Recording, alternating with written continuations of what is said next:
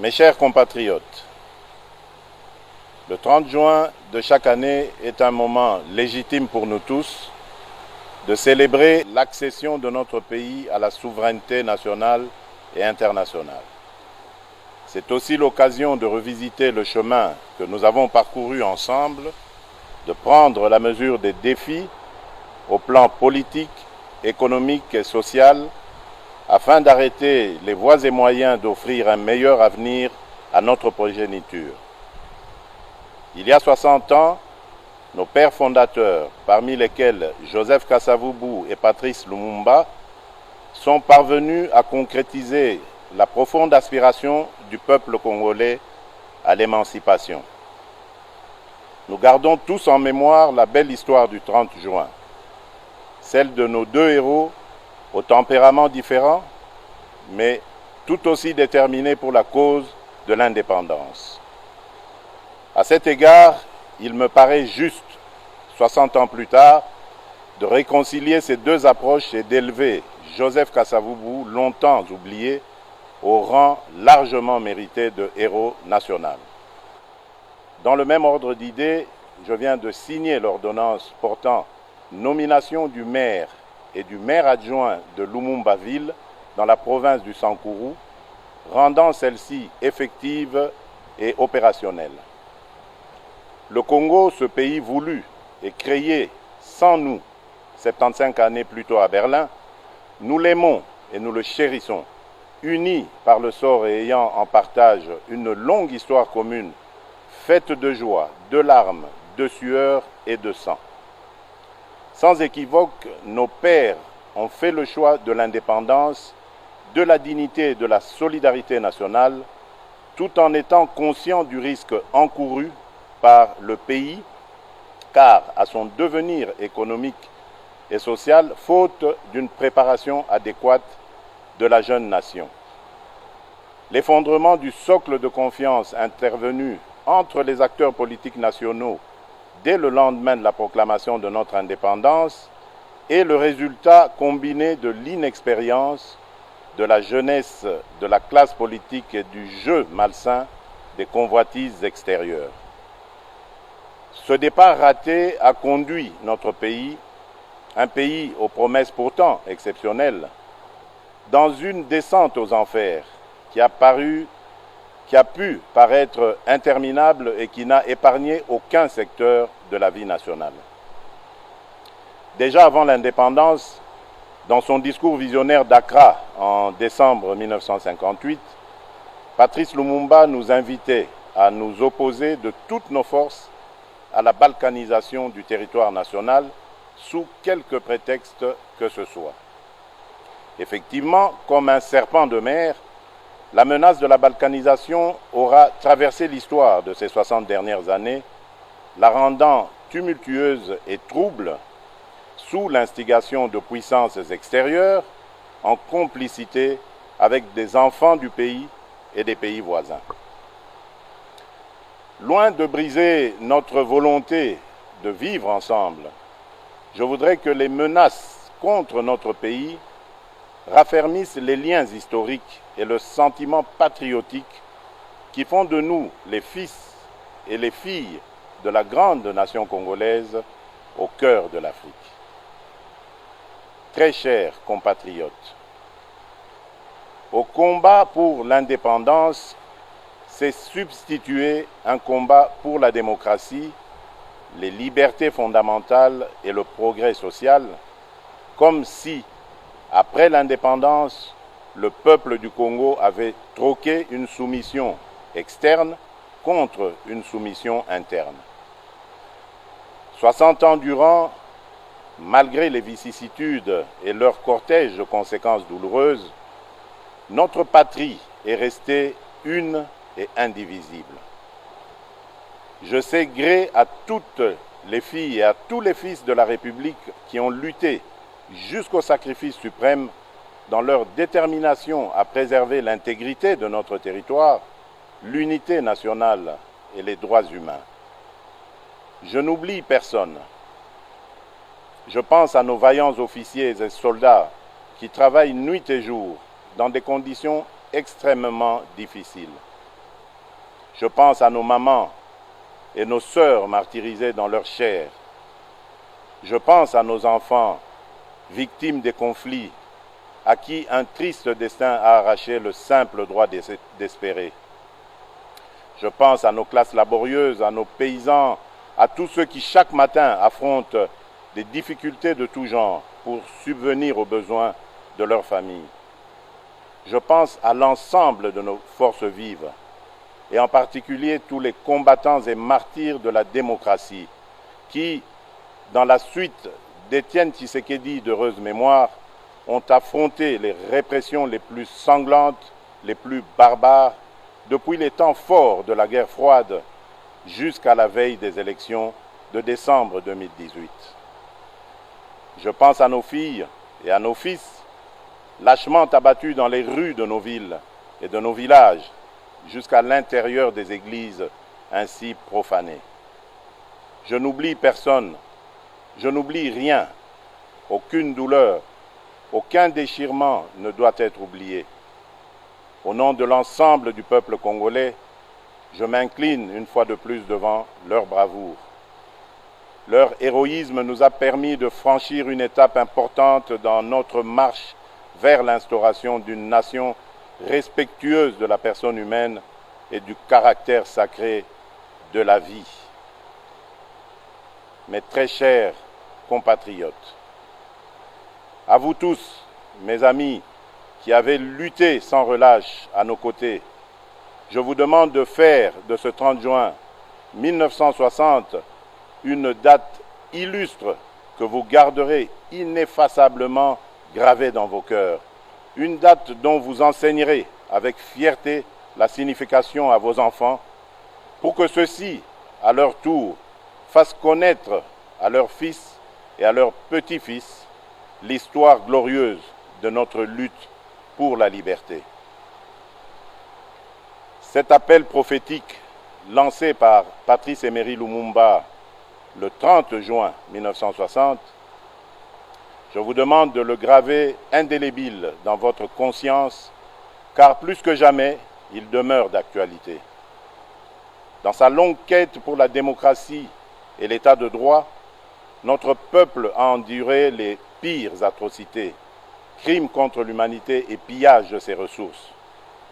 Aujourd'hui, 60 années plus tard, le devenir de la nation est toujours entre les mains d'une classe politique, toutes tendances confondues, qui demeure versatile et qui peine à arracher la nation du cercle vicieux de l'instabilité et de la pauvreté. Jugez vous-même de notre héritage commun 60 ans après. Alors que le revenu moyen par habitant était de 1 000 $ américains en 1960, il est estimé à 400 $ américains aujourd'hui, en termes constants. Autrement dit, le Congolais moyen a perdu 60% de sa richesse au cours des 60 dernières années. Notre pays est paradoxalement aujourd'hui l'un des pays les plus pauvres du continent, alors qu'il fut l'un des plus riches il y a 60 ans. Notre réseau routier ne représente plus que 10% de ce qu'il était en 1960 et le réseau ferroviaire que 20%. Mes chers compatriotes, au lendemain de mon accession à la magistrature suprême, me conformant à mes obligations constitutionnelles et m'acquittant de mon devoir de redevabilité, j'ai prononcé le 13 décembre 2019 un discours sur l'état de la nation devant les chambres du Parlement réunies en congrès. Devant les honorables députés et sénateurs, j'ai eu l'honneur et la fierté de faire un tour d'horizon complet des principaux secteurs de la vie nationale autour des actions prioritaires de mon quinquennat contenues dans le programme du gouvernement. Il s'agit sur le plan politique du rétablissement de la paix et de l'instauration d'un État de droit. Sur le plan social, il y a notamment la gratuité de l'enseignement, la couverture sanitaire universelle et les logements sociaux. Sur le plan économique, la priorité a été donnée à l'accès à l'électricité et à l'eau potable, aux infrastructures et à la transformation structurelle de l'économie par sa diversification. Mes chers compatriotes, au moment où nous célébrons le 60e anniversaire de notre indépendance, je note que des pas importants ont été franchis. À l'est du pays, au nord et au sud Kivu, les groupes armés locaux et étrangers ont subi ces derniers mois une forte pression et enregistré de lourdes pertes. Plusieurs combattants issus de leur rang ont été soit capturés, soit démobilisés ou arrêtés, soit rapatriés dans leur pays d'origine. Les ADF sont à ce jour nettement affaiblis et délogés de tous leurs sanctuaires dans le territoire de Béni. L'armée réussit à déjouer plusieurs attaques terroristes de cette force du mal qui, de manière très isolée, mène des attaques ciblées contre les populations civiles. Je salue les efforts de nos officiers et de nos troupes sur le terrain et ma détermination d'en finir reste vive. En Ituri, le FRPI est engagé dans le processus de désarmement, de mobilisation et de réinsertion en cours de mise en œuvre. Ceci après la signature d'un accord de paix avec le gouvernement. Dans l'ensemble, des mesures non militaires sont davantage requises pour une meilleure mobilisation des communautés locales dans la lutte contre les forces négatives. Je réitère mon appel à tous les autres groupes armés afin de déposer les armes et de choisir la voie de la paix, sous peine de s'exposer aux sanctions coercitives de l'armée et à des poursuites judiciaires. Je condamne fermement les massacres des populations par des miliciens en Ituri, au nord et au sud Kivu. Tout en exprimant ma compassion aux familles durement touchées par cette barbarie ignoble, je les assure que ceci ne restera pas impuni. Chers compatriotes, comme je m'y étais engagé, l'établissement d'un État de droit est en marche dans notre pays. Le citoyen congolais a retrouvé la pleine jouissance de ses libertés fondamentales, de manifester, de résider dans son pays, de ne pas être arrêté pour des raisons politiques. La justice recouvre peu à peu son indépendance.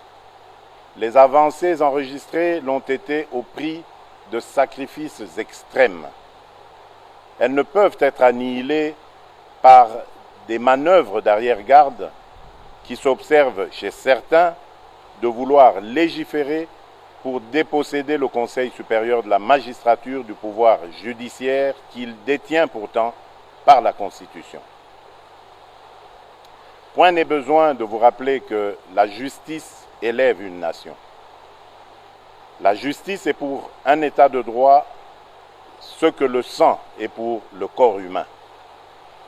Voilà pourquoi j'estime que les réformes dans ce secteur doivent être dictées non pas par le souci de s'assurer une protection d'une personne ou d'un groupe de personnes, mais plutôt par le souci d'apporter plus d'efficacité et d'efficience au fonctionnement de la justice.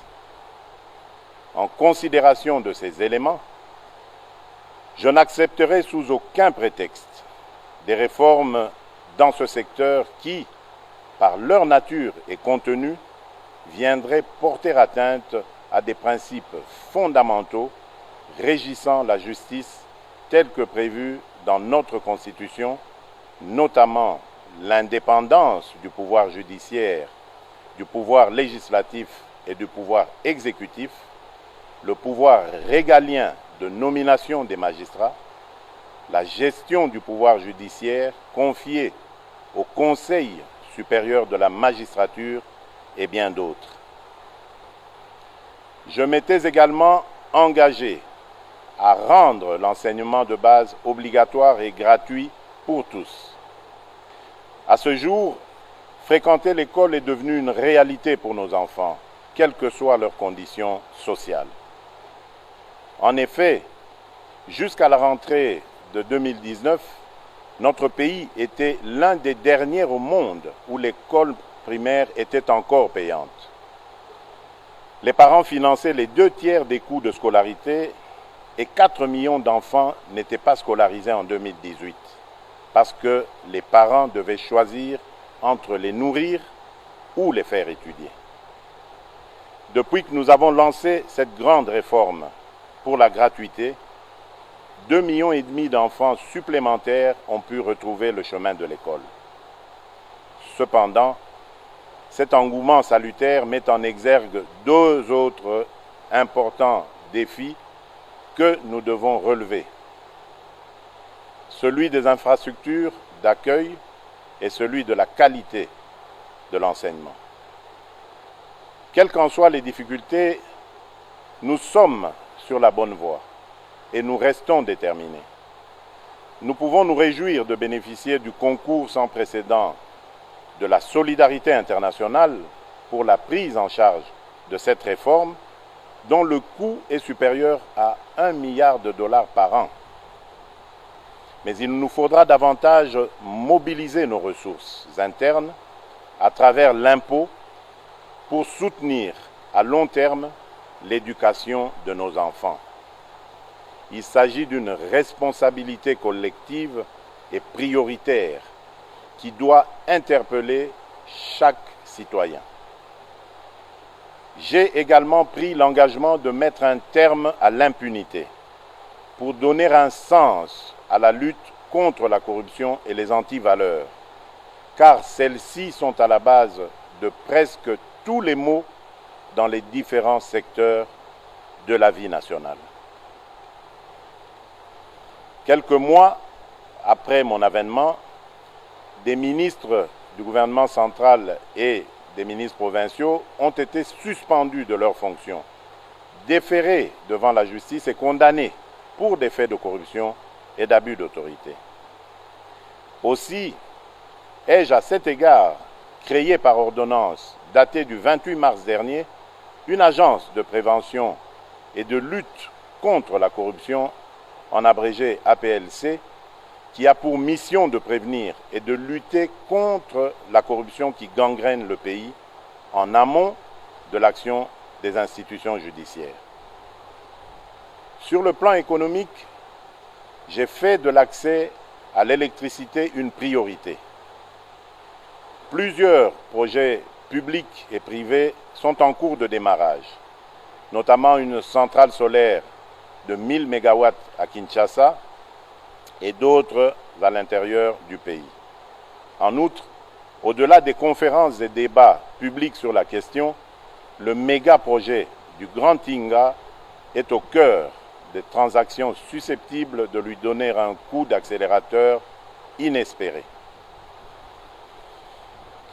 Mes chers compatriotes, le courage, disait Jaurès, c'est d'aller à l'idéal et de comprendre le réel. Notre pays a failli à son devoir de donner à la jeunesse une perspective crédible, autre que de vouloir s'agglutiner au sein des institutions politiques et publiques, comme si leur avenir n'existait qu'en faisant de la politique. En 60 années, nous avons progressivement laissé notre classe politique se transformer en une sorte de mafia, et nous en avons fait le principal modèle de réussite pour cette jeunesse. Il est temps de changer de paradigme et de créer les conditions qui permettront à nos jeunes de devenir les principaux créateurs de richesses dans notre pays. Cette jeunesse talentueuse, pleine d'énergie et avide de savoir, pour laquelle nous avons engagé le pays dans la transformation digitale à travers l'ambitieux plan national du numérique Horizon 2025. Depuis l'indépendance jusqu'à ce jour, notre pratique de la politique a eu pour principal effet de diluer l'efficacité, de diluer les responsabilités et au final de desservir au lieu de servir. La lutte contre l'impunité, contre la corruption et les antivaleurs constitue les éléments centraux de ma stratégie, sans lesquels tout réel espoir de changement est impossible. Mais dès lors que nous avons en toute conscience choisi de privilégier la réconciliation nationale pour mieux construire l'avenir et préserver la paix, la lutte contre l'impunité ne doit en aucun cas se transformer en vengeance ni en chasse aux sorcières. De même, aucune réconciliation crédible ne peut être envisagée si nous continuons avec les pratiques anciennes de la corruption, de la ruse et du crime. L'engagement que j'ai pris devant vous, devant ma conscience et devant Dieu, c'est de donner la chance à tous les Congolais, sans exclusive, d'envisager l'avenir en toute liberté et en toute quiétude, mais sur de nouvelles bases morales. En aucun cas, cet engagement ne peut signifier la poursuite de l'impunité. M'inspirant des Saintes Écritures, mon objectif n'est pas de voir les méchants périr, mais plutôt qu'ils changent, qu'ils soient sauvés et que le pays tout entier s'en réjouisse. À défaut, ils s'exposeront à la rigueur de la loi. Celle-ci étant faite pour révéler la faute, j'accorde à la restauration de l'état de droit la première des priorités dans mon combat pour l'édification d'un nouveau Congo. J'ai entendu certains parler avec ironie ou crainte de la République des juges. La réalité est plutôt que le pouvoir judiciaire demeure confronté à de nombreux défis en termes de ressources, de capacités et d'indépendance. La République démocratique du Congo ne compte actuellement qu'un magistrat pour 28 000 habitants, alors qu'un ratio minimum de 1 magistrat pour 5 000 habitants est considéré comme étant la limite de la couverture requise par les standards définis par l'Association internationale des magistrats. La dernière grande vague de recrutement des magistrats en République démocratique du Congo date de 2011. Nous avons donc un grand retard à rattraper. Mes chers compatriotes, j'ai à cœur l'ensemble de vos aspirations pour un Congo meilleur, un Congo paisible, plus juste et plus équitable. Qu'il s'agisse de la réforme en cours de la justice, que je compte poursuivre et approfondir, de l'indispensable rattrapage en matière d'infrastructures de base, de l'accès à la santé, de la pacification intégrale du pays ou de la préservation de l'environnement, le Congo a grandement besoin de ressources et de méthodes pour poursuivre avec succès la mise en œuvre du programme pour lequel vous m'avez élu. Je souhaite que l'expérience douloureuse révélée au cours du procès en rapport avec le programme des 100 jours tourne définitivement la page de la longue série de projets et programmes qui, à travers l'histoire de notre pays, ont donné lieu à d'importants coulages des ressources publiques en toute impunité. Je pense notamment au projet de Bukangalonzo, aux multiples cessions d'actifs miniers, aux projets de construction d'infrastructures routières, aéroportuaires et j'en passe. Le défi du Congo, le défi du peuple congolais, c'est de sortir de la répétition pour s'inventer un destin. À tout prix, nous devons y parvenir et nous allons y arriver. J'appelle le gouvernement de la République à engager des réformes sur l'ensemble de la chaîne de la dépense, afin que nos ressources publiques soient désormais mieux préservées et mieux utilisées.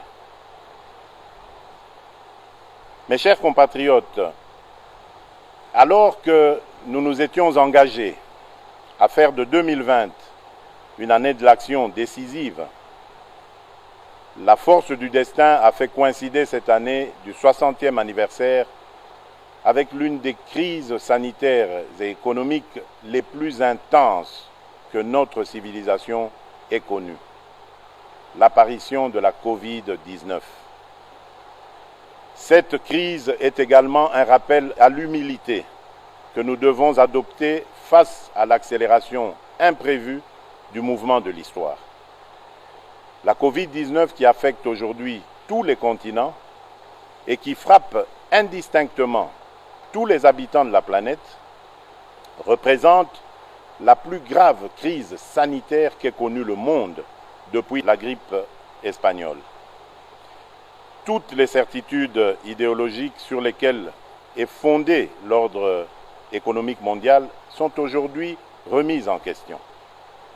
Pour s'adapter à cette nouvelle donne et offrir à ses États membres la possibilité d'investir massivement dans la lutte contre la Covid-19, l'Union européenne ainsi que la Banque centrale européenne ont revu et assoupli de manière exceptionnelle leurs règles et pratiques en matière budgétaire et d'endettement. Lorsque notre pays a été frappé à son tour par cette pandémie de Covid-19, j'ai, dans mes messages des 18 et 24 mars 2020, annoncé les mesures de prévention et de protection contre ce virus, en même temps que j'ai déclaré l'état d'urgence conformément aux dispositions pertinentes des articles 85, 144 et 145 de notre Constitution. La pandémie du coronavirus nous a une fois de plus rappelé à quel point nous étions dépendants de l'extérieur et combien nous pouvions être vulnérables à cause d'un système de santé déficient. Et pour atténuer les impacts immédiats de la Covid-19 dans notre pays, j'ai immédiatement engagé le gouvernement à prendre des mesures pour assurer la prise en charge sanitaire des personnes affectées par la pandémie ainsi que pour garantir la continuité de l'approvisionnement du pays en denrées de première nécessité. L'ensemble de ces dispositions ont permis de réduire très sensiblement le taux de létalité de la pandémie dans notre pays. Celui-ci est passé de 10% de décès dans les premiers jours à moins de 2,5% actuellement. Au niveau économique, la pandémie nous a rappelé l'excessive dépendance du pays vis-à-vis de l'extérieur. Ainsi, quelques grands projets agricoles ont été initiés pour renforcer notre autosuffisance alimentaire. 33 000 hectares à travers le pays ont été affectés aux cultures vivrières et commencent à produire leurs premiers résultats, dont 3 000 tonnes de riz à Kimpese, 4 000 tonnes de paddy à Nkuni. Nous attendons de récolter et transformer bientôt le manioc planté sur 800 hectares à Wangata. Afin de consolider cet élan sur les plans sanitaires et économiques, j'ai lancé le 18 juin 2020 un programme multisectoriel d'urgence dont le coût est estimé à 2,6 milliards de dollars américains. Il va sans dire que dans ce contexte de crise, il est également urgent de procéder à des économies partout où nous pouvons en réaliser, en commençant par les institutions politiques, afin de dégager des marges de manœuvre budgétaires supplémentaires pour assurer les dépenses sociales en faveur des catégories les plus fragiles. Mes chers compatriotes, à sa création, en marge de la conférence de Berlin en 1885, notre pays a été baptisé État indépendant du Congo. Loin de pouvoir caractériser la souveraineté des peuples qui y habitaient et qui venaient d'être soumis à un régime de colonisation, cette dénomination a symbolisé la volonté de son propriétaire d'alors, le monarque belge Léopold II, de transformer notre pays naissant en zone de libre-échange économique au profit des puissances occidentales de l'époque. C'est ainsi que notre pays a toujours été un centre d'enjeux planétaires qui le dépasse, au point que c'en est devenu son ADN, la source de ses joies et de ses peines. C'est pourquoi, tirant les leçons de l'histoire, j'ai résolument engagé la République dans la voie de l'ouverture internationale, dans l'unique but de préserver les intérêts supérieurs de mon pays et de mon peuple. C'est dans ce contexte que j'estime nécessaire que notre histoire commune avec la Belgique et son peuple soit racontée à nos enfants en République démocratique du Congo ainsi qu'en Belgique sur la base d'un travail scientifique réalisé par les historiens des deux pays. Mais le plus important pour l'avenir, c'est de bâtir des relations harmonieuses avec la Belgique, parce qu'au-delà des stigmates de l'histoire, les deux peuples ont su construire une relation forte que j'ai pu vivre personnellement lors de mon exil en Belgique, mon autre Congo. C'est ainsi que, n'eût été la pandémie de la Covid-19, j'avais prévu de commémorer les 60 ans de notre indépendance ici à Kinshasa, avec comme invité spécial le roi Philippe de Belgique, qui, tout comme moi, cherche à renforcer les liens entre nos deux pays sans renier notre passé commun, mais dans l'objectif de préparer un avenir radieux et harmonieux au profit de nos deux peuples.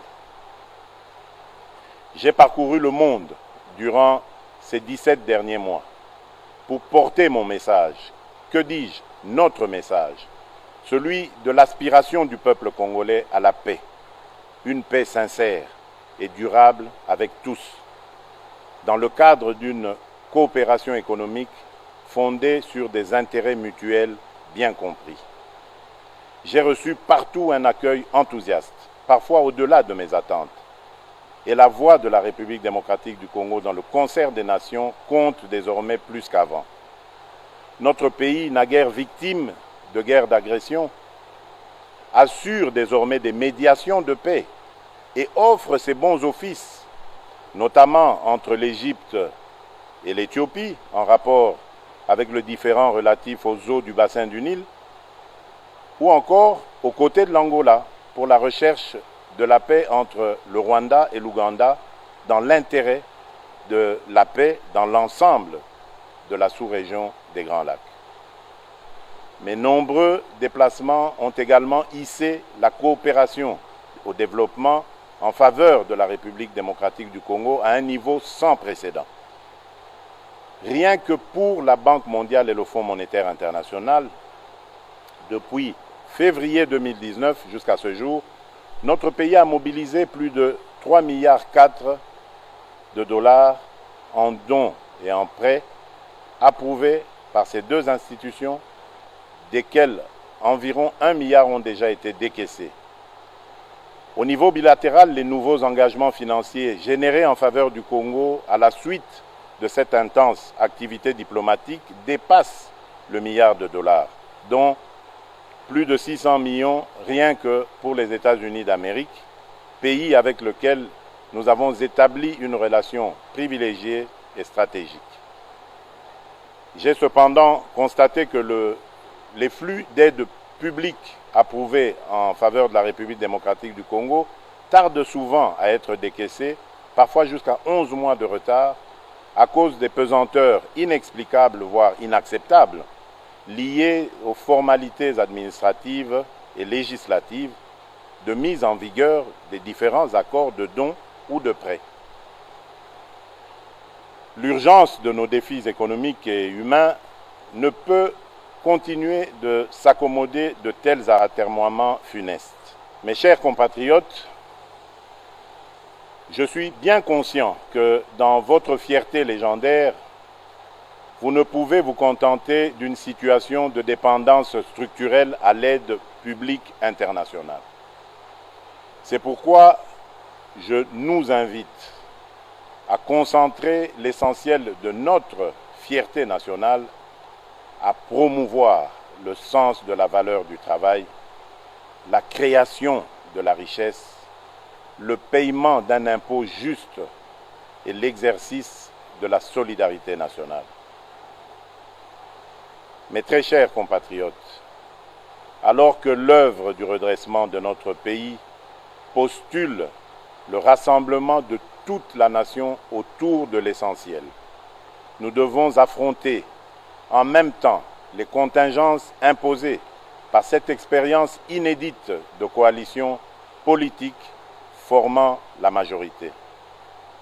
Il est important que cette expérience inédite et sensible, mais que nous voulons salutaire, ne conduise à aggraver les problèmes de notre société en créant ou en renforçant l'hostilité mutuelle et la méfiance. Comme il y a 60 ans, étrange répétition de l'histoire, il y a une majorité parlementaire et un président de la République qui viennent de composantes politiques différentes, jadis en opposition frontale. N'est-ce pas un sort de l'histoire afin que nous réparions le péché originel qui a entraîné notre pays dans une succession de crises? C'est pourquoi, en tant que garant constitutionnel du bon fonctionnement des institutions, je ne ménagerai aucun effort pour m'assurer, via un dialogue interinstitutionnel régulier, qu'aucune crise inutile ne puisse perturber la stabilité du pays, si importante pour son essor. Permettez-moi néanmoins de saisir cette occasion symbolique de commémoration de l'indépendance pour réaffirmer qu'aucune majorité politique ou parlementaire, d'où qu'elle vienne, ne peut outrepasser les principes fondateurs de la République qui sont à la base du pacte social tel que consacré dans la Constitution du 18 février 2006, à savoir un État de droit indépendant, souverain, uni et indivisible, social, démocratique et laïque.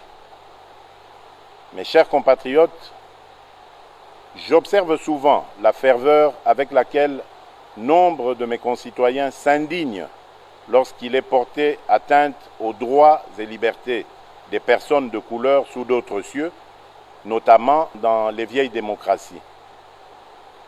Mais comment comprendre que ces mêmes concitoyens se retrouvent parfois parmi ceux qui attisent le plus le tribalisme et la haine lorsqu'il s'agit de la vie de nos compatriotes? Je combattrai avec la dernière énergie la résurgence de ces fléaux qui pourraient menacer le vouloir vivre collectif si chèrement acquis. Mes très chers compatriotes, qu'est-ce que 60 ans dans la vie de notre nation? Molière nous rappelle à juste titre que 60 ans, c'est la fleur de l'âge, qui nous fait entrer maintenant dans la belle saison. Soyons tous interpellés par les défis majeurs auxquels notre pays est toujours confronté, notamment celui de la maximisation des recettes publiques. Pour assurer la réussite du programme du gouvernement, je n'ai cessé d'exhorter ses membres et mes concitoyens à œuvrer à la restauration de l'état de droit, afin d'accélérer les flux d'investissement privés, qu'ils soient internes ou externes, ainsi que pour maximiser la mobilisation des recettes fiscales, pierre angulaire des ressources publiques. Très chers compatriotes, fonder un État moderne, un État normal, et vaincre la pauvreté décrétée cause nationale constitue toujours la pierre angulaire de ma vision pour notre pays. Sur ce chemin encore parsemé d'embûches et d'obstacles, je ressens toujours au plus profond de moi la force et la détermination de mes compatriotes quand, dans un écho grandissant et permanent, ils ne cessent de me rappeler leur leitmotiv, à savoir le peuple d'abord. Oui, le peuple d'abord est la boussole de notre action et la mesure de notre détermination. C'est vous dire que l'intérêt du peuple congolais constitue et constituera toujours le fil conducteur de toutes les réformes que j'entends voir le gouvernement de la République accomplir tout au long de mon mandat. À 60 ans, on n'a plus d'excuses. À 60 ans, on ne commet plus les mêmes erreurs. À 60 ans, on sort des discours creux et répétitifs et on prêche la sagesse et la droiture par l'exemple. À 60 ans, on pense à l'héritage et aux valeurs à léguer aux générations futures. Il est temps que nos ambitions personnelles viennent en dernier lieu et que les ambitions de notre pays soient notre priorité. Très chers compatriotes, c'est pour vous, avec vous et dans votre intérêt que nous allons réussir le mandat que vous m'avez confié. Bonne fête de l'indépendance à toutes et à tous. Vive la nation congolaise unie et forte. Que Dieu bénisse la République démocratique du Congo. Je vous remercie.